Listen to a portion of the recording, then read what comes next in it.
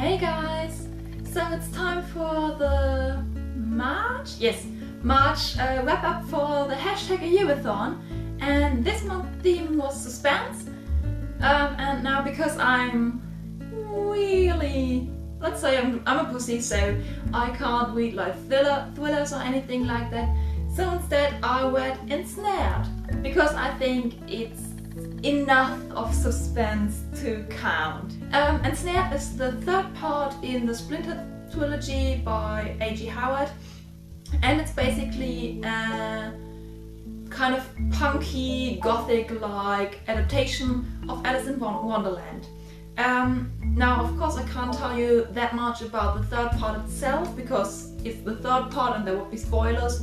But basically, we have Alyssa, who's a descendant of the actual Alice in Wonderland, and in the first part she kind of learns about it and comes to Wonderland the first time. Then she has to kind of learn to control these both sides of her, so the Netherling side, the Wonderland side, and on the other hand the human side.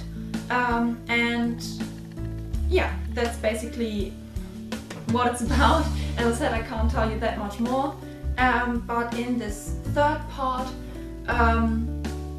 we have this twist, or this little war, so to say, between her two sides gets stronger, and she has to deal with it even more, and it's more important that she deals with it. So we have a lot of important things about both worlds she lives in, and I thought that was really interesting. My problem with it was that we have these two worlds, but they're kind of represented by the two boys. So we have again this love triangle, and as you might know, I don't really like love triangles that much, and I understand why we have it, and I also understand that it's easier to have the boys as representations of the two sides of her. And I understand that they mean much more than just who she gonna kiss next or something. So they do really represent it, and I think it's well done. And the solution in the end is perfect. I really like the solution.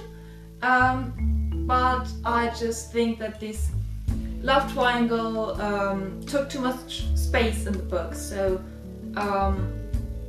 yeah, her thoughts always were about the boys, and her thoughts always were about whom she loves more, and so yeah, that was kind of annoying a little bit. But as I said, they represent her both worlds, and they stand for much more, and there are also other parts she has to decide for, other people she has to decide for.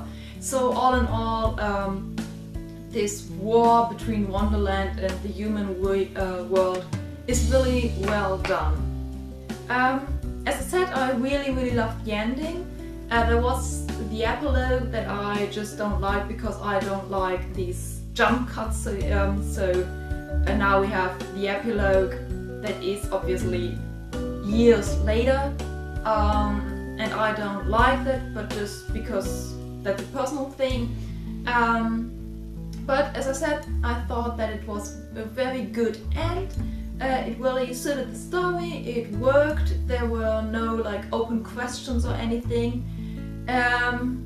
But talking about open questions, there were quite a few things I didn't fully understand throughout the book. So there were some like developments where I just didn't catch up, and some solutions I didn't quite understand.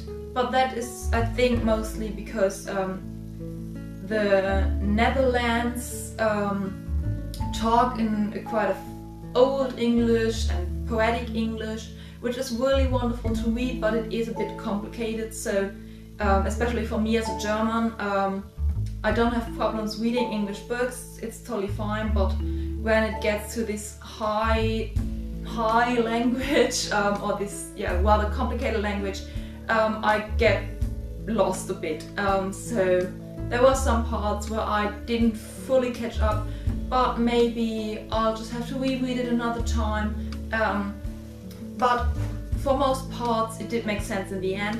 And as I said, the writing is wonderful, the end is really good.